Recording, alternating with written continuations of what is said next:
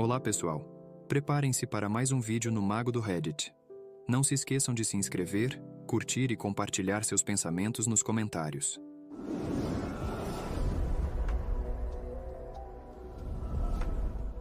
Minha esposa disse ao amante que eu era previsível. Planejei uma vingança brutal e pedi o divórcio no nosso aniversário de casamento. Minha esposa disse ao parceiro de caso que eu era previsível e que nunca a deixaria. Eu a peguei de surpresa com os papéis do divórcio no nosso aniversário de casamento. Não há nada pior do que descobrir o que alguém realmente pensa sobre você. Você passa a vida toda achando que alguém te ama de verdade por quem você é, apenas para descobrir que nada disso era real. Isso dói como nada mais. Desculpe se isso soa como um desabafo sombrio e pessimista. Ainda estou processando tudo isso. Eu, homem de 31 anos, conheci minha esposa, Cassie, mulher de 30 anos, há 10 anos, quando ambos estávamos na faculdade. Éramos polos opostos de certa forma. Eu era quieto e reservado, sempre no meu quarto estudando e lendo. Ela era uma socialite. Tinha uma personalidade magnética, fazia amizades com facilidade e adorava sair para se divertir. Você conhece o tipo. Suas redes sociais eram repletas de fotos de drinks, grupos de amigos e selfies em restaurantes. Nosso relacionamento não deveria ter funcionado, mas de alguma forma funcionou. Tivemos altos e baixos como qualquer casal, alguns desentendimentos e brigas, mas nada fora do comum. Realmente parecia que iríamos longe. Nos casamos 2 anos após a formatura. Eu tinha conseguido um bom emprego, e ela tirou um tempo para decidir sua carreira. Eu não me importei. Na época, eu estava ganhando bem. Ela estudou educação na faculdade e decidiu que não gostava das perspectivas de carreira, então eu a apoiei enquanto ela explorava suas opções. No início, parecia um esforço em equipe. Ela falava sobre querer abrir um negócio ou voltar para a escola, e eu acreditava nela. Afinal, o casamento deveria ser isso, apoiar os planos um do outro e estar ao lado em qualquer situação. Bem, alguns anos se passaram, e nada mudou. Ela ainda não estava seguindo nada concreto, apenas pulando de ideia em ideia sem resultados. Enquanto isso, eu estava trabalhando duro, pagando as contas e tentando economizar para o nosso futuro.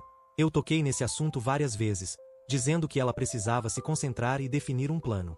Ela sempre me garantia que estava perto de resolver, mas olhando para trás, percebo que ela só estava enrolando. Algumas pessoas podem pensar que eu estava facilitando as coisas para ela, mas esse era realmente um ponto delicado em nossa casa. Brigávamos frequentemente, e eu ficava frustrado com sua falta de direção. Ela parecia começar algo e desistir depois de alguns meses porque não se sentia bem. Então, fiquei um pouco cético quando ela me disse que queria começar a faculdade de Direito. Ela percebeu que eu não estava convencido e insistiu que estava falando sério. Acontece que ela realmente havia se inscrito e sido aceita. Ela até me mostrou uma carta de aceitação. Tudo o que ela precisava era que eu pagasse a mensalidade, e ela seria uma estudante de Direito. Fiquei tão eufórico por ela finalmente estar tomando uma atitude, que concordei imediatamente. Na época, ela me disse que o semestre começaria em cerca de 3 meses. Tentei acompanhar a situação, perguntando se ela tinha tudo de que precisava. Eu realmente queria que ela tivesse sucesso na faculdade de Direito. Não queria que ela tivesse a chance de desistir disso também. Ela me disse que estava ansiosa para começar, e eu acreditei completamente. Só percebi um comportamento estranho quando o semestre supostamente já deveria ter começado. Ela saía com bastante frequência, mas nunca parecia tão ocupada quanto eu esperaria de uma estudante de direito iniciante. Também nunca a via estudando. Quando eu perguntava sobre as aulas, ela dizia que estava tudo bem e que não estava estudando porque ainda eram coisas introdutórias. Isso parecia razoável o suficiente para eu acreditar. A questão é que ela realmente saía quase todos os dias. Não havia um motivo real para eu suspeitar que ela estivesse mentindo para mim. Quando eu perguntava sobre suas aulas ou seu dia, ela sempre tinha uma história pronta para me contar. Falava de colegas e professores, e toda a narrativa era coerente e consistente. Sabe como é quando seu parceiro conta sobre o dia dele e os colegas de trabalho, e você começa a sentir que conhece essas pessoas? Foi assim comigo e os supostos colegas dela. O único problema era que nenhuma dessas pessoas existia. Eu percebi isso quando ela começou a ser descuidada. Começou a chegar tarde em casa, dizendo que tinha um grupo de estudos que se reunia à noite. Mais uma vez, isso parecia legítimo. Até que, uma noite, ela chegou tarde e obviamente um pouco embriagada. Ela me deu a história de sempre sobre o grupo de estudos e disse que eles tinham ido tomar uns drinks depois. Dessa vez, eu não comprei a história. Ela nunca havia chegado tão tarde e nunca nesse estado. Fui um pouco confrontador e perguntei onde estavam os livros dela. Ela gaguejou no início e depois disse que os tinha deixado com um amigo que os pegou para ela. No fundo, eu sabia que ela estava mentindo para mim.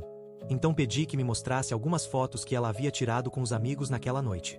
Mesmo bêbada, ela pareceu surpresa. Gaguejou ao dizer que não tinha tirado nenhuma foto. Foi nesse momento que tive certeza absoluta de que ela estava mentindo.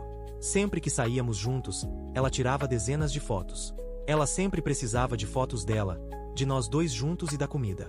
Não havia como ela sair com amigos e não tirar uma única foto. Deixei claro que não acreditava e perguntei se ela realmente tinha saído com amigos. Ela afirmou que sim e começou a listar os nomes das pessoas com quem supostamente estava. Eram os mesmos nomes que ela já havia mencionado antes. Ela ficou tão indignada e chorosa que eu realmente comecei a acreditar nela e me senti mal. Tivemos uma pequena discussão sobre isso, e eu acabei recuando. Ela realmente estava muito bêbada e, depois de 1 ou 2 horas, apagou completamente. Foi aí que eu agi. Quando ela bebia, dormia pesado.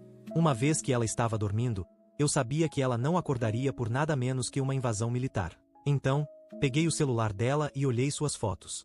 Como eu suspeitava, não havia nenhuma foto daquela noite. Achei isso muito estranho.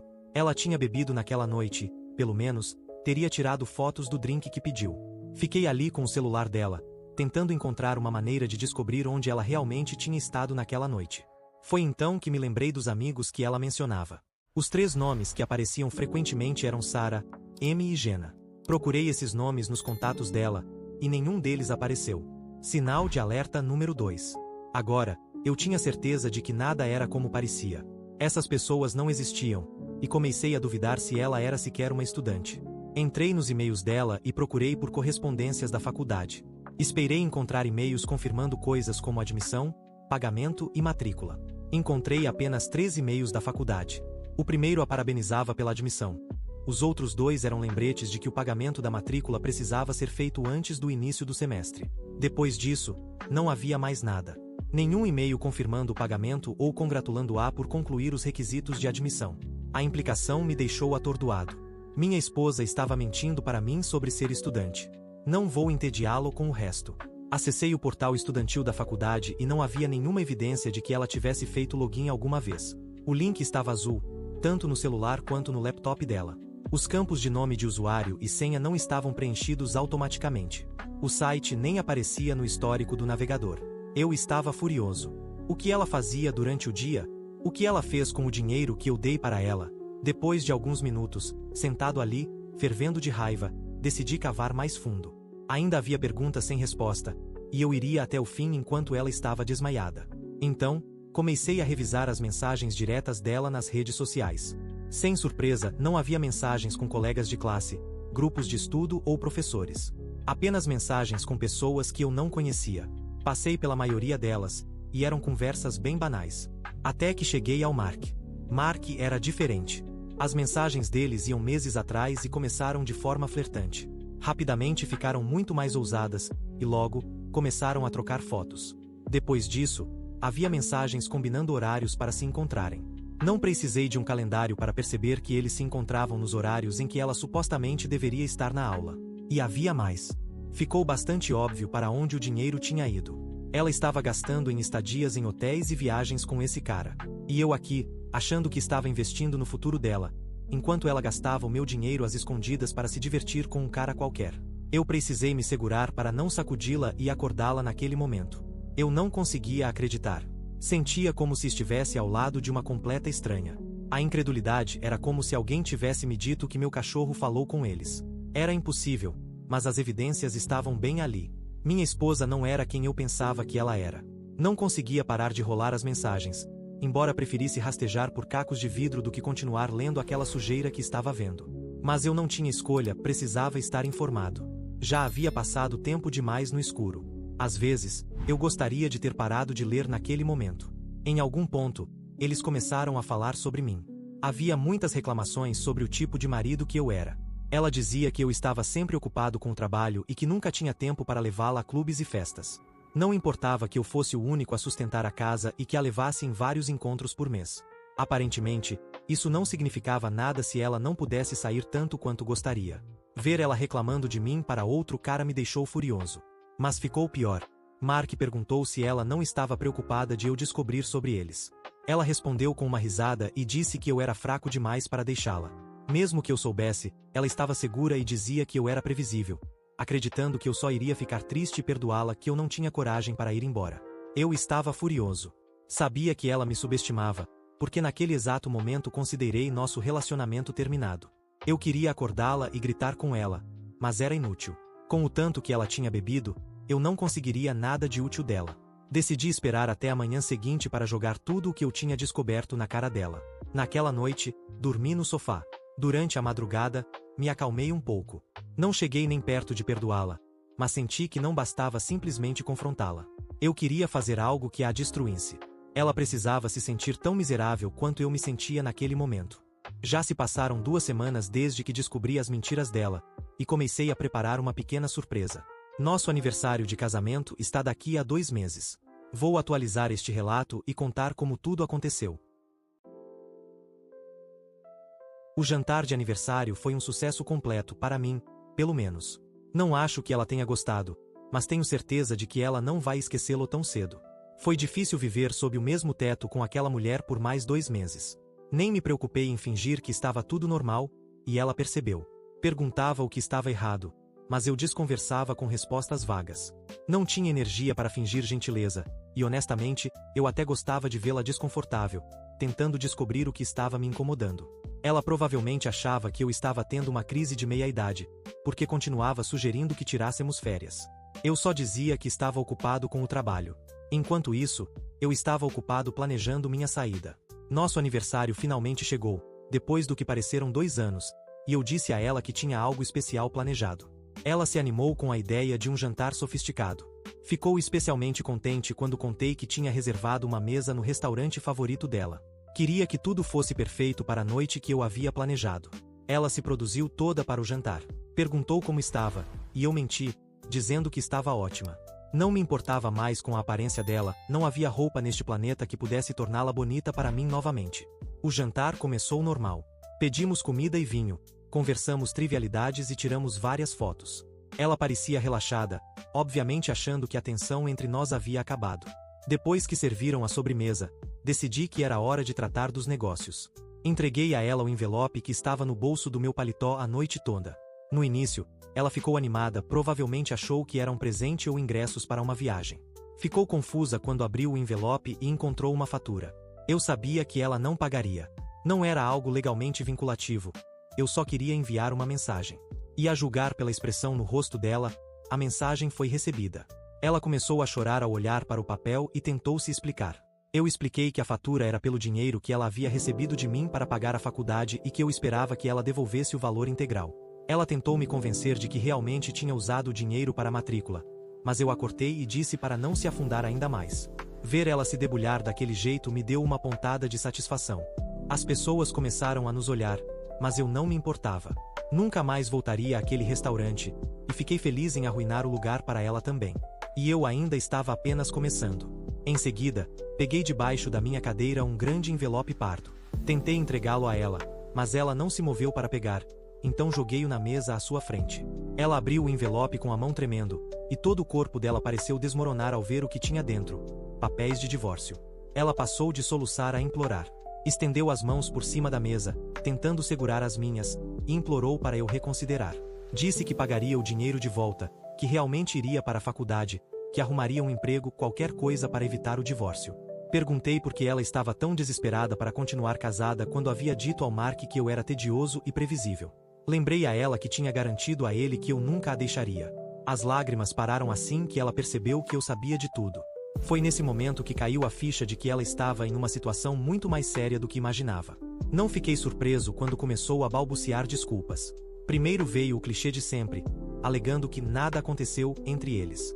Mas ela rapidamente mudou para "ele não significa nada para mim", quando percebeu que eu provavelmente sabia a verdade. Coloquei um fim no tormento dela e disse que tinha lido todas as mensagens e enviado tudo ao meu advogado. Mencionei que tinha pensado em colocá-las todas em um terceiro envelope, mas não havia encontrado um grosso o suficiente para isso. Eu ainda não tinha terminado.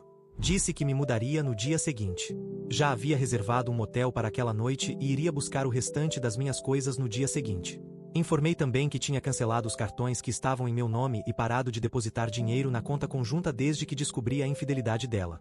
A conta estava quase vazia. Desejei boa sorte a ela para pagar o aluguel com o pouco que restava. Ela começou a causar uma cena, mas eu não me importei. Ela já não era mais problema meu. Pela primeira vez desde que descobri a verdade, senti uma paz verdadeira. Era como se eu estivesse recuperando minha vida. Coloquei algum dinheiro na mesa para cobrir a conta e disse para ela aproveitar o resto da noite. Então, simplesmente fui embora, deixando-a ali, ainda chorando. Depois daquela noite, bloqueei ela em tudo e deixei meu advogado cuidar de toda a comunicação. Não queria mais ter nada a ver com ela. A única vez que nos vimos em pessoa depois disso foi durante o processo de divórcio. Ela e Mark foram as estrelas do show. Meu advogado não hesitou em trazer à tona a infidelidade sempre que ela tentava exigir algo demais. Também usamos a infidelidade financeira para argumentar contra a pensão alimentícia. Surpreendentemente, funcionou. Meu advogado argumentou que havia indícios de fraude, o que a assustou o suficiente para que ela concordasse em abrir mão do pedido de pensão. Depois do divórcio, não fiquei por perto. Mudei-me para outra cidade e deixei ela para trás. Não mantive contato, mas ouvi falar dela por amigos. Ela não conseguiu pagar o aluguel e precisou voltar para a casa dos pais. Eles ameaçaram expulsá-la se continuasse vivendo às custas deles. Então ela começou a procurar empregos como professora. Pelo que soube, não teve muita sorte, o que não foi surpresa afinal, ela não tinha experiência de trabalho. A vida pós-divórcio nunca é fácil, mas eu estava indo muito bem sem qualquer contato com ela. Não precisava da negatividade de alguém que me via como um caixa eletrônico sem espinha dorsal para ser usado e enganado. Se ela precisasse falar comigo sobre qualquer coisa, teria que passar pelo meu advogado. Ele me contou que ela implorou mais de uma vez para que ele lhe desse meu novo número. Naturalmente, ele nunca cedeu. Fiquei satisfeito ao saber o quanto ela estava desesperada. Mesmo assim, ela conseguiu meu número de algum jeito. Não sei quem o deu a ela. Cometi o erro de atender uma ligação de número desconhecido e fiquei surpreso ao ouvir sua voz hesitante. Meu primeiro instinto foi desligar imediatamente, mas decidi ouvir o que ela tinha a dizer. Ela começou dizendo que só queria me cumprimentar, mas, em poucos minutos, estava implorando para que eu a aceitasse de volta. Disse que não tinha nada sem mim e queria outra chance. Não estava disposto a dar a ela outra oportunidade para se infiltrar novamente na minha vida. Encerrei a ligação sem dizer uma palavra e bloqueei aquele número também. Agora sou muito mais cuidadoso ao atender números desconhecidos e compartilhar meus dados com amigos e familiares. Olhando para trás, não acredito o quanto fui cego aos sinais. Fiz de tudo para apoiar e empoderar minha esposa, e ela me retribuiu mentindo e me insultando pelas costas. No entanto, a traição dela diz mais sobre quem ela é do que sobre quem eu sou. Estou feliz por ter mostrado a ela que não sou tão fraco e previsível quanto ela pensava. Quem é o previsível agora? E isso é tudo por hoje. Se gostou, deixe um like e inscreva-se para não perder nenhum vídeo novo, e assista mais clicando no vídeo que está aparecendo agora. Até a próxima. Cuidem-se.